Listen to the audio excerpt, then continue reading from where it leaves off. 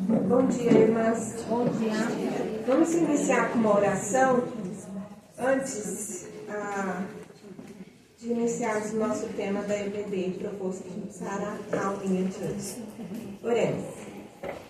Senhor Deus, Pai amado, graças lhe damos por esse dia bendito, Senhor, como aprendemos na Tua palavra hoje, o dia santo do Senhor, no qual o Senhor requer obediência da nossa parte para cumprir a Tua lei para nós.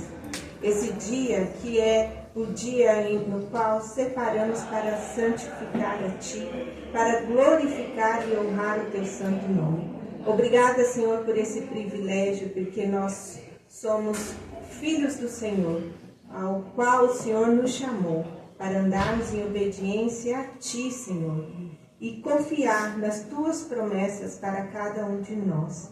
Senhor, meu Deus, obrigada por esse momento e esse privilégio. E eu reconheço, Senhor, que necessito da Tua graça e da Tua sabedoria para que nesta aula, nessa manhã, venha ministrar aqui a Tua palavra. Que o Senhor me ajude, Senhor, e me conceda a Tua graça e a Tua sabedoria para que seja fiel à palavra do Senhor hoje, no qual o Senhor permitiu e deixou revelada a nós. Senhor, meu Deus, obrigada por tudo que tens feito. Senhor, meu Deus, nos instrua e prepara o nosso coração com humildade para recebermos e acolhermos a Tua palavra e colocarmos em prática na nossa vida. Essa é a oração que fazemos no nome do nosso amado Senhor Jesus Cristo. Amém. Amém. Muito bem. O tema proposto hoje, nós temos tratados com propósito. Ontem, quem esteve aqui no jantar, o pastor até falou um pouquinho sobre a aula de hoje, mencionou, né, a história de Jacó e Raquel. Bom, e eu fiquei muito pensativa, né? O que nós temos a aprender? Porque a Bíblia, o que Deus nos revelou, a história em si não é Jacó e Raquel.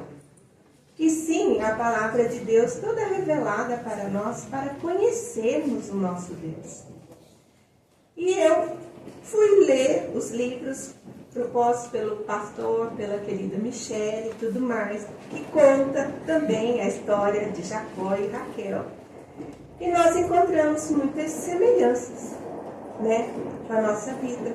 Até cheguei a comentar com a Renata, sexta-feira, né, o quanto nós olhamos para a história de Jacó e Raquel como vários outros personagens que está relatado na Bíblia.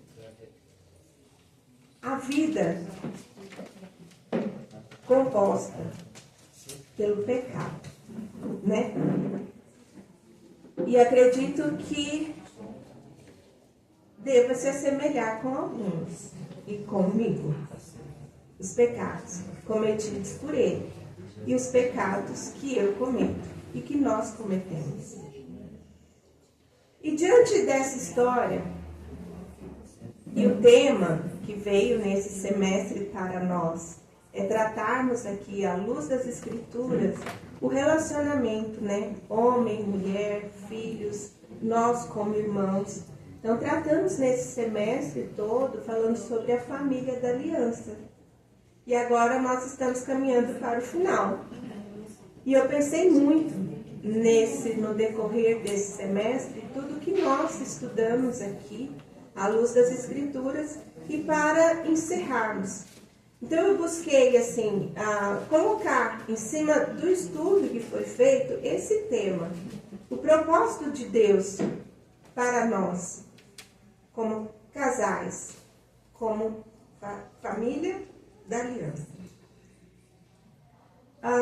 Eu vou mostrar para vocês os dois livros, o que foi indicado pelo pastor, e eu indico a vocês que é uma leitura muito agradável mesmo.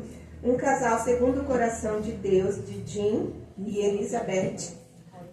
Excelente. Portanto, a segunda parte dele é uma devocional para o casal. tá? Ele conta várias histórias de personagens bíblicos e a segunda parte para fazer a devocional por 30 dias. Bem interessante. E esse que eu conheci recentemente, do Christopher Ashe e a esposa dele, se eu não me engano é Caroline Ashe, que eu achei fantástico esse livro. Fantástico. Porque ele nos traz qual é a perspectiva que nós devemos olhar para o nosso casamento. E eu confesso a vocês que me impactou bastante. Bastante. E ele nos traz, até tem não me lembro qual capítulo que foi, o quanto que nós devemos não olhar só para dentro da nossa casa. Devemos abrir as janelas e olhar para fora da nossa casa. Então, é uma leitura bem gostosa também, que eu indico para vocês lerem. E ele, no final de cada capítulo, traz algumas questões que podem ser trabalhadas com o casal. Tá bom? Depois, se quiser, podem pegar aqui. Muito bem. Então, nós vamos iniciar com um texto de Isaías. O tema proposto, então, casados com propósito. Em Isaías, primeiro capítulo, versículo 19. Vamos lembrar que o profeta Isaías, no Antigo Testamento, um dos maiores profetas, ele recebia a palavra de Deus para transmitir ao povo de Deus. E aqui, nesse versículo, a palavra de Deus nos traz: se quiserdes e me ouvirdes, comereis o melhor desta terra. E o que Deus quer dizer conosco aqui? O comer o melhor desta terra não é o almoçar ou o jantar nos melhores restaurantes. O que Deus tinha em mente é que comer é um ato essencial e diário, certo? E esse comer é sinônimo de viver. E o que Deus requer para nós? Que nós podemos sim viver da melhor maneira possível no mundo caído que nós vivemos. O que a cultura nos traz quando se fala de casamento, parece que uma condenação. Casar para quê? Viver para o outro? Você vai acabar com a sua vida. A gente escuta coisas absurdas quando ouve até um jovem ter o desejo de casar cedo. Então, o que a cultura nos traz não é algo bom sobre o casamento.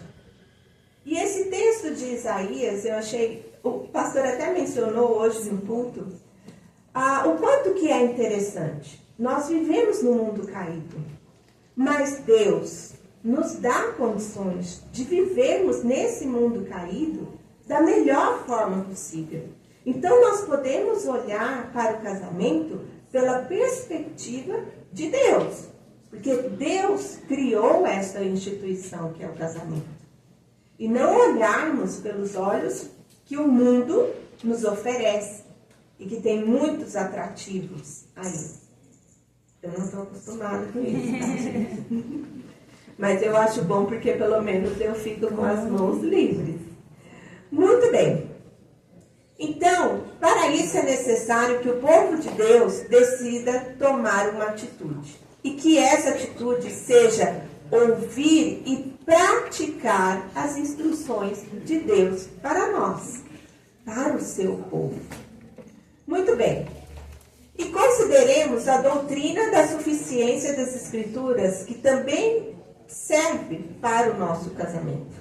Serve não, nós temos que tê-la como regra para o nosso casamento, para a nossa vida.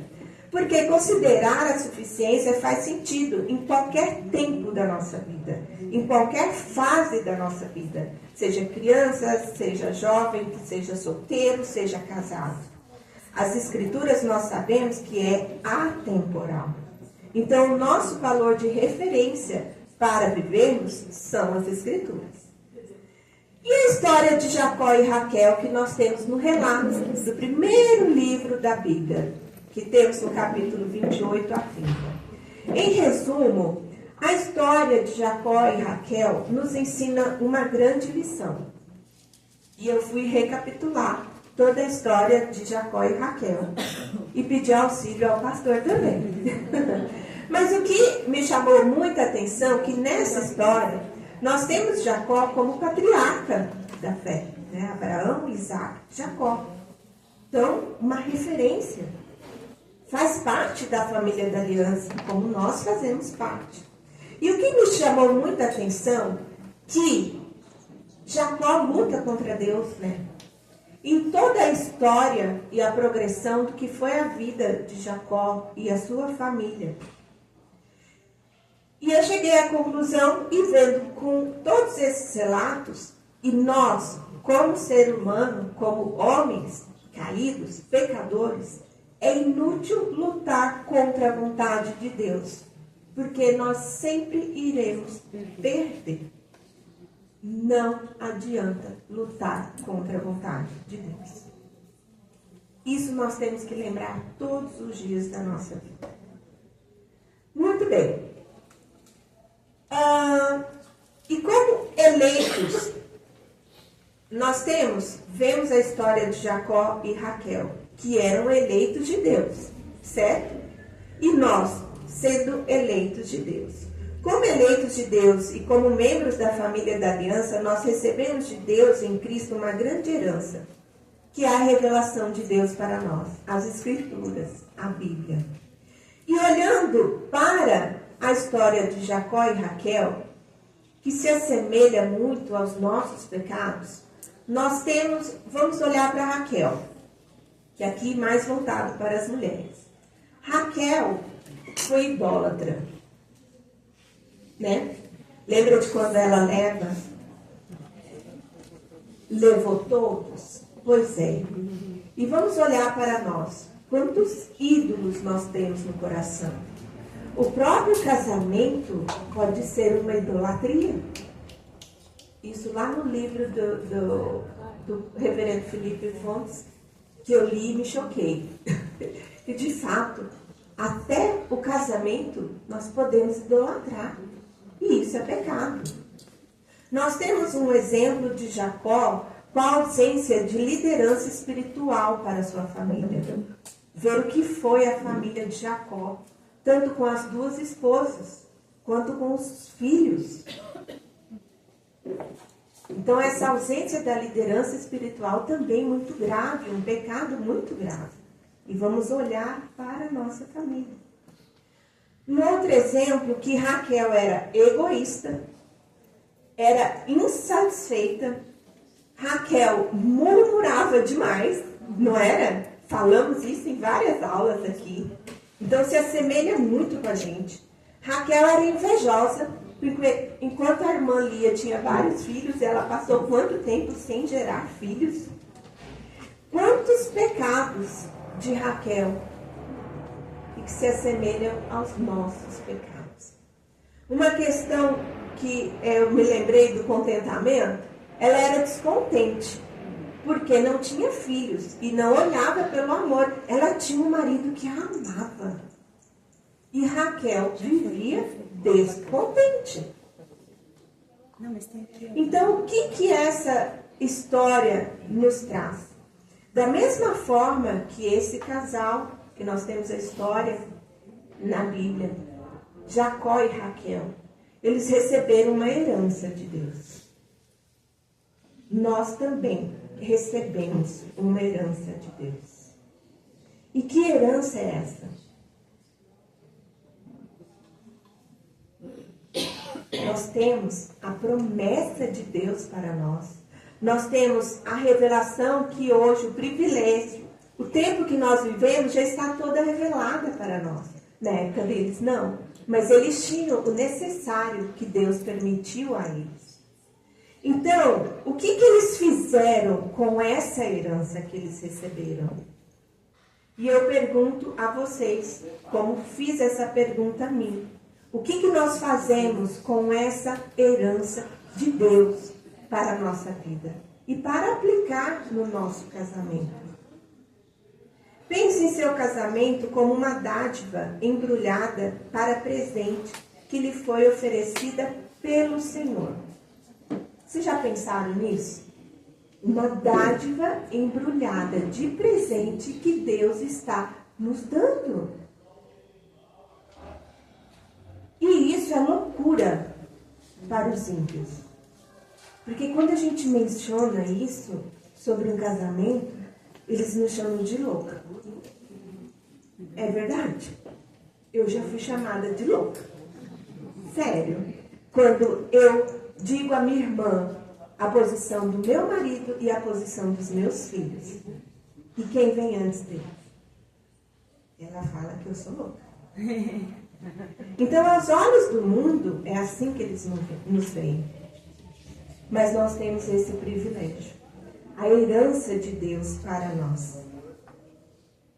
E o que nós podemos fazer com essa herança? Então, eu convido vocês agora, nos próximos slides, que o nosso tempo é bem curtinho hoje, como tornar o seu casamento o melhor possível à luz das Escrituras. O que eu posso fazer? A partir de agora, se você não olhava o seu casamento como um presente de Deus, passe a olhar. Passe a olhar. Como uma dádiva embrulhada de presente. Então, vamos dar sequência. Como tornar seu casamento o melhor possível à luz das Escrituras? Primeiro ponto. Tendo Deus no centro da sua vida. Eu estou falando da sua vida, esposa. Em primeiro lugar, o centro ser Deus. Olhar para Deus. Antes do meu marido, dos meus filhos e dos relacionamentos que eu tenho com a minha família. Em primeiro lugar, como tornar seu casamento o melhor possível? Tendo Deus como centro da minha vida. Não vamos ler, tá? Que o tempo não nos permite, mas o princípio, Gênesis. A Bíblia começa com Deus. Deus está no centro e Ele é o nosso Criador e o nosso juiz. Então, como que eu vou tirar Ele da equação da primeira parte? Impossível. Eu tenho que olhar em primeiro lugar para Deus. Portanto, devemos querer o que Deus quer no casamento e colocá-lo no centro. Isso vai nos transformar a forma de pensar. Se vocês não pensavam assim, eu convido, a partir de agora, começar a pensar dessa forma. Por quê? Quando eu olho para Deus e vejo o presente que Ele me deu, o marido, os meus filhos, a família que eu tenho, não fui eu que conquistei, foi Deus quem me deu. Eu passo a olhar para o meu marido de forma diferente. Eu passo a olhar para os meus filhos, que tantas frustrações a gente sofre, de forma diferente. Meu marido é pecador como eu sou. Meu marido falha como eu falho. Meus filhos falham como eu falho. Eles erram como nós erramos.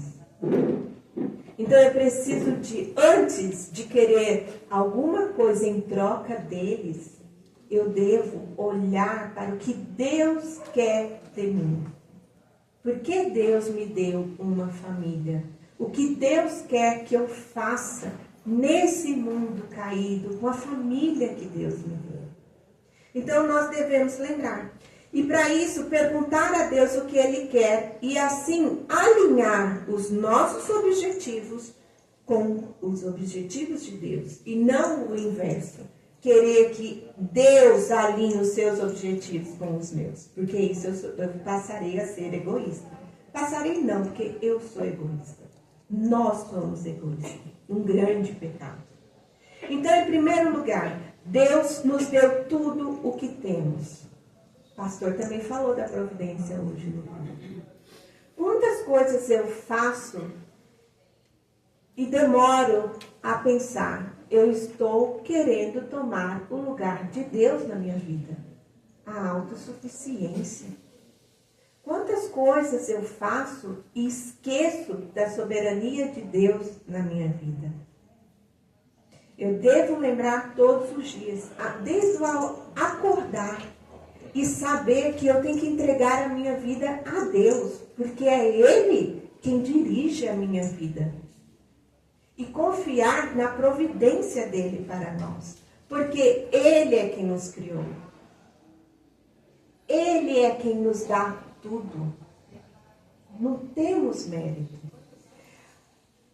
No primeiro capítulo de Tiago, versículo 17, nós temos: toda dádiva boa e perfeita procede dele.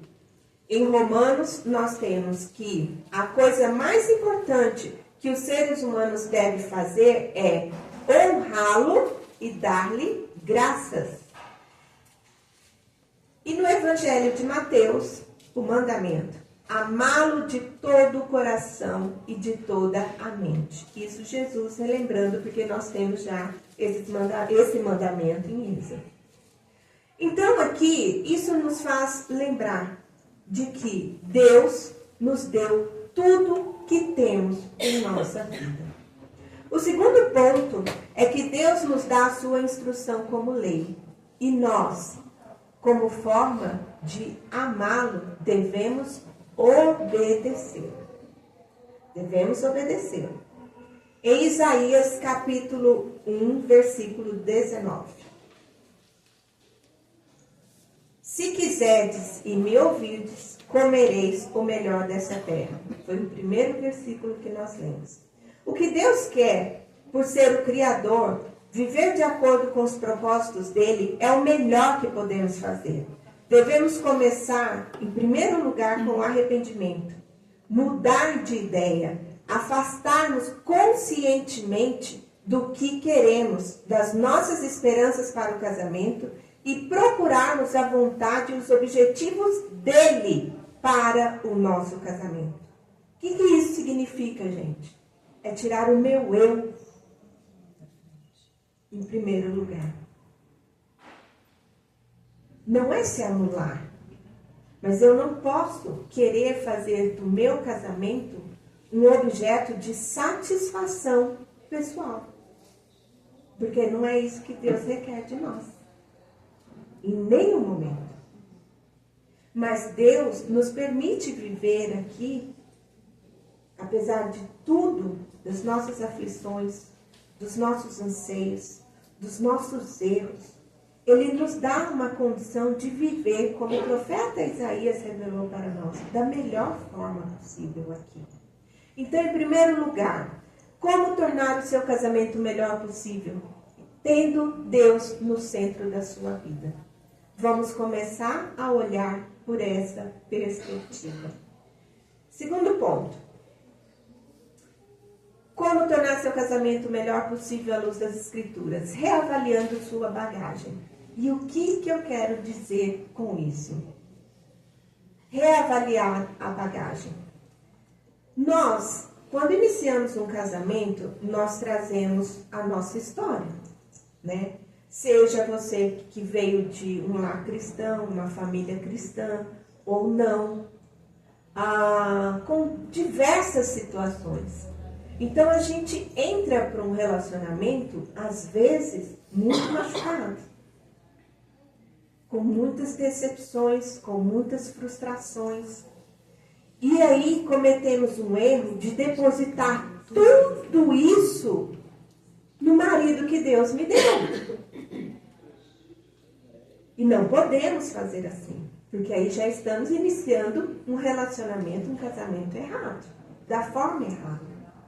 Eu não posso depositar tudo isso neste homem que eu vou passar o resto da minha vida junto.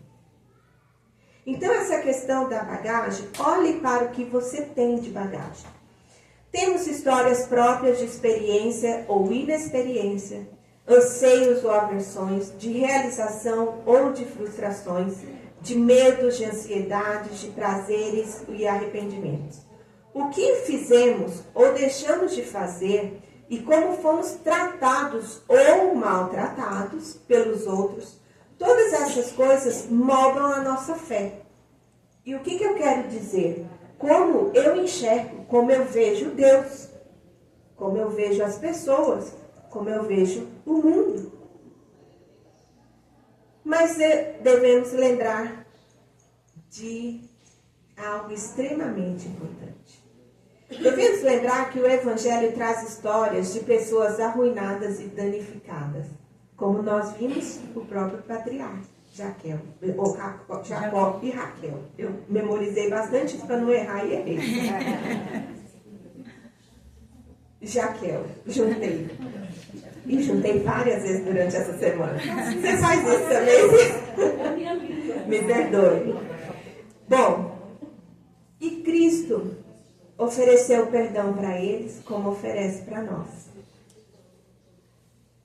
E além do perdão, uma restauração. Então nós olhamos para a palavra de Deus revelada a nós, que é o presente que Ele nos deu. E o que nós fazemos com isso?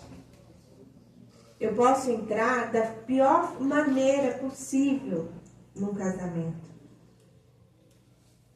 Olhar para a minha bagagem, olhar para a bagagem do meu marido.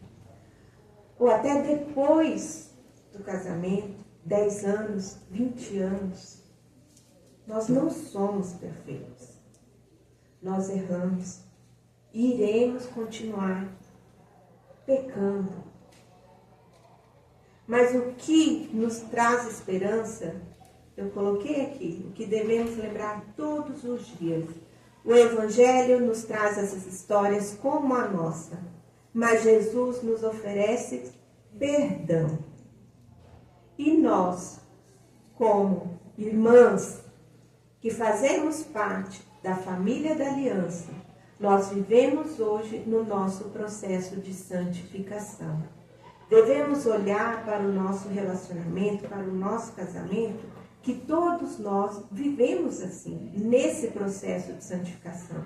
Eu, meu marido, nossos filhos. Não podemos esquecer disso. Um segundo ponto é: reorganize a bagagem conforme as instruções do Senhor. Em Tito, capítulo 2, dos versículos 11 a 14.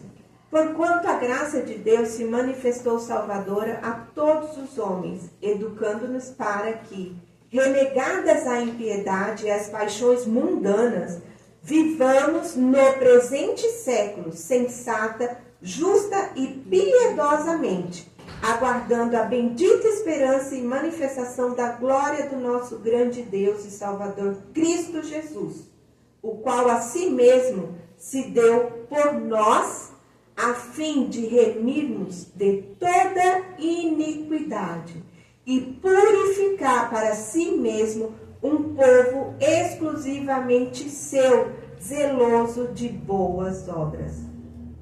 Olha isso. Como nos traz um alívio a promessa de Deus para nós.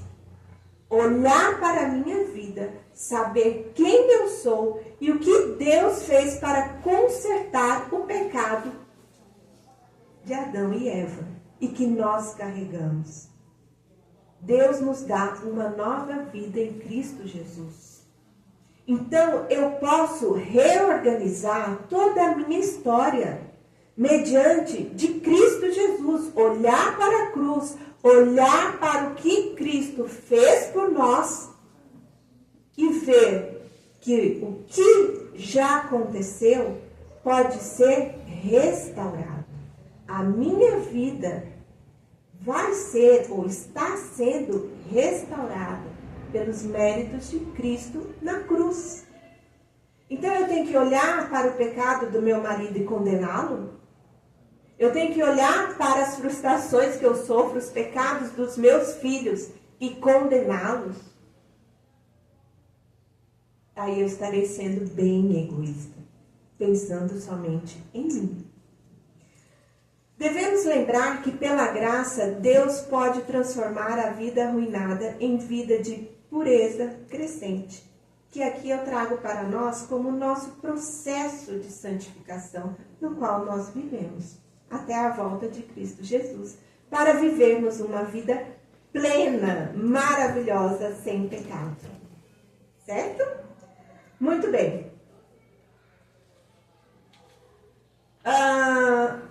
O terceiro ponto que eu trago aqui para a nossa reflexão é que... Só um pouquinho para eu me organizar aqui.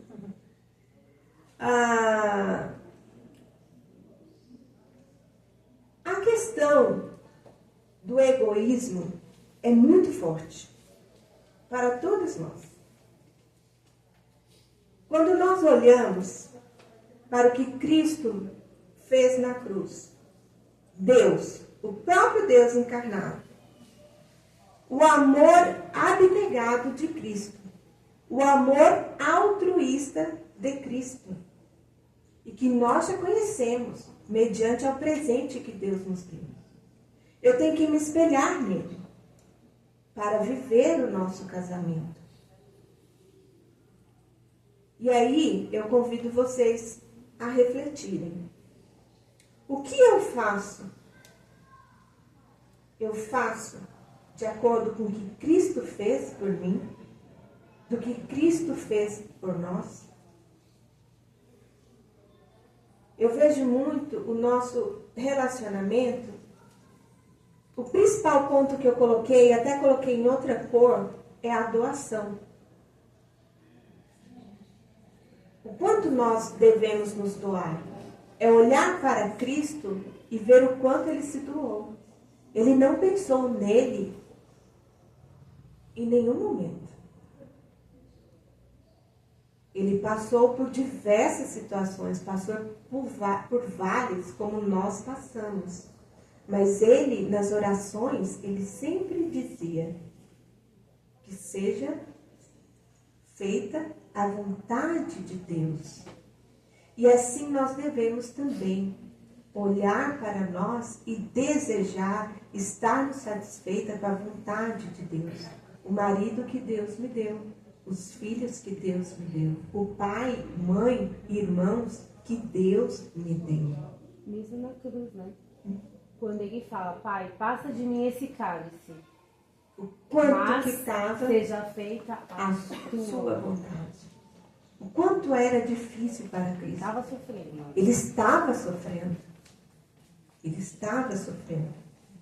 Portanto, também, aquela questão de olhar sempre para o relacionamento da forma romantizada, devemos ter cuidado com isso.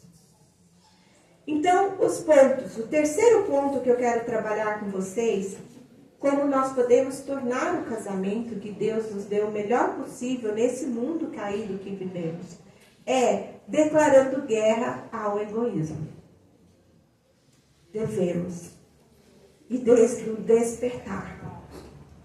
Eu não posso amanhecer pensando em mim somente. O que eu posso fazer para andar em obediência à lei de Deus? Fomos projetados para as tarefas definidas. Se nós, assim, já bem esse semestre estudamos bastante, desde a criação, aqui, a instituição da família, vários domingos, a quarta-feira estudando o relato de Gênesis bastante, então não venho voltar aqui, mas uma forma primária da gente iniciar isso, de declarar o nosso egoísmo. A adoração que Deus requer de nós. No breve catecismo de Westminster, a primeira pergunta, e que isso as criancinhas já sabem de cor, e não sei se a gente esquece, mas não podemos esquecer. Qual é o fim principal do homem? A resposta é: o fim principal do homem é glorificar a Deus e alegrar-se nele. Para sempre. Então eu devo adorar o nosso Deus. E na forma de obediência, por amor a Ele, obedecer a sua lei. E dar a Ele toda a minha adoração e todo o meu louvor. E isso Deus vai preencher o meu coração com alegria. É promessa dele para nós. Eu não posso duvidar disso. O segundo ponto que traz em 1 Tessalonicenses, que é a consolação. Quando nós devemos ajudar os outros. Consolai-vos, pois, uns aos outros com essas palavras. Consolar é levar esperança. Então, o que eu posso fazer em relação à ordem de Deus para mim? O que eu tenho que fazer para o meu marido? O que eu tenho que fazer para o meu filho? Eu confesso a vocês que meu marido, ele tem dias maus. Meus filhos têm dias maus. Eu tenho dias maus. E Deus usa as outras pessoas para nos trazer essa esperança mediante a palavra e a promessa dele para nós. E isso nos traz alegria, porque eu paro de olhar somente para as minhas circunstâncias e olho para ele, por tudo que ele já fez e as promessas dele que são cumpridas, porque ele é fiel. Ele jamais vai mudar as promessas dele para nós. Nós é quem falhamos. Nós é quem esquecemos dele. Nós é quem nos distanciamos dele. Ele não. Ele é o Deus conosco. Ele está conosco a todo segundo da nossa vida. A distância, quem coloca somos nós. Eu me afasto dele. Quanto mais eu peco, mais me afasto do meu Deus. Então, declarando guerra ao egoísmo, eu vou enfatizar bastante aqui na doação. Em Gálatas capítulo 6, levai as cargas um dos outros e assim cumprireis a lei de Cristo. Meu Deus, e o que o Senhor quer dizer com isso? Eu conheci uma pessoa, uma irmã, semana passada, que me impactou a história dela, na igreja que eu estive semana passada. Muito querida. E o marido faleceu, tem 1 ano e pouco, e por uma doença bem grave, que é a esclerose. E desde quando veio o diagnóstico, ele a chamou e falou para ela, se ela quisesse ir viver a vida dela, que ela poderia ir viver. Que ele sabia o quanto ela iria sacrificar a vida dela para cuidar dele até o final. E por um lado a gente entende também que ele amava ela e não queria que ela sofresse com a doença dele. Mas ela, com a sabedoria que Deus deu e com a promessa de Deus para a vida do casal, ela falou, mas jamais, jamais. Vamos lembrar dos nossos votos. Nós temos Deus conosco. E Deus me deu você. E agora eu sei que a partir desse momento, eu vou cuidar de você mais do que eu cuidava até aqui. E olhar para isso, é nós vermos e deixarmos o nosso egoísmo, porque no nosso relacionamento, no nosso casamento, nós vivemos um amor abnegado. Nós vivemos o amor altruísta. E quem viveu assim perfeitamente? Cristo. Por isso nós devemos desejar ter a marca de Cristo em nós. A impressão de Cristo em nós. Então, quando eu olho para Cristo, pelo amor abnegado, pelo amor altruísta, que quer dizer que eu não posso desejar nada em troca, eu consigo me doar.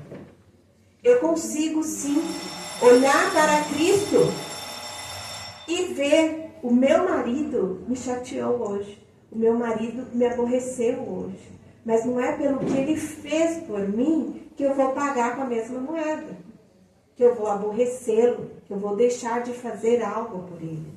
Porque, em primeiro lugar, não é para ele que eu vou. Eu faço tudo por obediência a Deus. Por amar a Deus. Deus na vertical.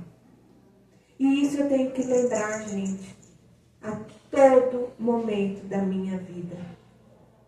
Ontem mesmo eu estava falando com meu filho mais velho. Eu falei assim, às vezes eu passo por situações em que eu quero lembrar um versículo e não vem. Aí eu vou e coloco um louvor Até falei para ele fazer isso. E eu falei, mas não que deixe, você tem que ter o versículo decorado, pelo menos nesses momentos de aflições. Mas coloque um louvor, porque o louvor é uma forma nossa de adoração e que nos traz à memória as palavras que devemos colocar em oração, mediante Cristo Jesus. Então, minhas irmãs, a doação nos faz tirar o egoísmo como foco da nossa vida. Outro ponto, olhar, Cristo foi o modelo perfeito de doação sacrificial. E eu tenho que ter essa imagem impressa em mim. Em Filipenses capítulo 2, tende em vós o mesmo sentimento que houve também em Cristo Jesus, pois ele, subsistindo em forma de Deus, não julgou como usurpação o ser igual a Deus.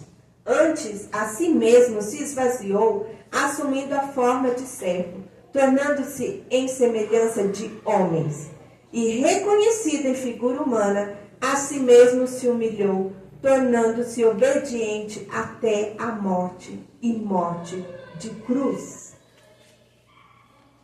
Então, nós devemos olhar a perfeição dessa doação, que foi Cristo Jesus. E olhar o que eu faço. Será que eu me dou tanto assim, como Deus requer que eu faça no meu casamento? Agora veja o que é requerido de nós em Gálatas, o que fomos projetados. Meus filhos, por quem de novo sofre as dores do parto, até ser Cristo formado em nós. Estamos vivendo, gente, nesse processo de santificação. Cristo já nos criou perfeito. Deus, em Gênesis, nos criou perfeito. Lembrando, Adão e Eva, no jardim do Éden, foi criado perfeito. Então, esses eram nossos pais. Mas, a partir do capítulo 3, temos a queda. O pecado nos deformou.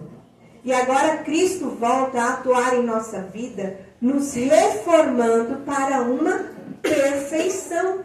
Lembra que eu falei lá da reforma? O que Cristo faz conosco?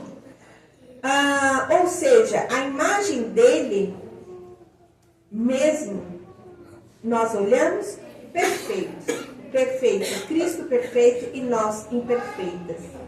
Mas devemos desejar o que Cristo é, para alcançarmos essa perfeição. Nessa terra, sabemos que não. Mas nós temos a promessa de Deus que essa perfeição nos aguarda na eternidade. E isso nos traz alegria. Nos traz alegria para vivermos nesse mundo caído. Portanto, todos os esforços do nosso maravilhoso Deus é para que o seu projeto original, que ele criou, Adão e Eva, no paraíso, uma perfeição, siga em frente. Fomos projetados com propósitos definidos, logo precisamos colocá-lo em prática para vivermos uma vida com propósito. Isso nos traz alegria. Muito bem. O prazer a qualquer custo não nos satisfaz. Isso aqui é o foco relacionado ao nosso egoísmo, a olhar para nós mesmos. Em Filipenses, nada façais por partidarismo ou vanglória, mas por humildade, considerando cada um os outros superiores a si mesmo. Não tenha cada um em vista o que é propriamente seu, senão cada qual o que é dos outros. Isso tudo, gente, o que eu vou olhar? Falar, ninguém é melhor. Eu tenho que viver com a humildade que Cristo me ensinou, que ele viveu aqui nesse mundo. E buscar e desejar viver nessa humildade todos os dias da minha vida. E olhar para o outro como o melhor. E me doar. E fazer o melhor que eu posso para o outro. Muito bem. Então, os 3 pontos que nós trabalhamos. Como tornar o seu casamento o melhor possível à luz das Escrituras. Tendo em Deus o centro da nossa vida. Reavaliando a sua bagagem, porque Cristo veio para nos reformar, para nos restaurar pela graça de Deus e declarando guerra ao meu egoísmo. São os 3 pontos que nós trabalhamos aqui e que devemos lembrar todos os dias da nossa vida. E as aplicações? Diante do que vimos, nós somos chamados ao arrependimento. Lembre-se que nós iniciamos um casamento com muitos erros, com muitas falhas, com muitas histórias boas, histórias ruins. E olhar para quem eu sou, a pecadora que sou. E Jesus Cristo, quando veio, o próprio João Batista, a primeira coisa que foi dita, arrependei-vos. Então, a partir de agora, desse estudo de hoje, se não era assim, passa a olhar por essa perspectiva. Peça perdão ao seu marido. E perdoe. Perdoe. Porque ele é pecador e falho como você é, como eu sou. Então, somos chamados ao arrependimento. Cada um de nós, por natureza, busca a própria felicidade e a autossatisfação. Fazemos isso na área do sexo, na área do nosso trabalho, na criação dos nossos filhos, nas finanças, como em qualquer outra área da nossa vida. Fomos criados não para satisfazermos nossas necessidades, mas para servirmos ao nosso Criador. Tenhamos Deus como foco da nossa vida. O casamento não é fácil para nenhum casal. A resolução de conflitos é algo que é muito difícil, mas nós temos isso aqui para nos guiar, para resolver os conflitos diários que vivenciamos. E as mágoas não são perdoadas com facilidade, e os propósitos do casamento nem sempre estão bem definidos entre os cônjuges. Mas eu lembro vocês, Deus nos deu uma herança. Deus nos deu um presente. Alguém falou um manual. Um manual. O que precisamos é conhecer de fato o amor inabalável e fiel de Deus por nós, que cumpriu a sua promessa de salvação ao enviar seu Filho Jesus Cristo para morrer em nosso lugar. Lembremos de todos os dias da nossa vida. A palavra de Deus nos revela uma história maior, além de história de Jacó e Raquel. A história de um casamento que inclui toda a história e o futuro da nossa raça humana. Cristo, o nosso cabeça. A igreja, a noiva. Devemos nos espelhar nessa história revelada para nós. Devemos proclamar as boas novas de Jesus Cristo e exortar as pessoas a dobrarem os joelhos diante dele, pois ele nos colocou no mundo e deseja que a nossa masculinidade e feminilidade sejam usadas a serviço do avanço do reino. Eu inicio isso aonde? Na minha casa. Eu inicio isso com a minha família. E a melhor base possível para edificar o casamento é a verdadeira fé cristã. Minhas irmãs,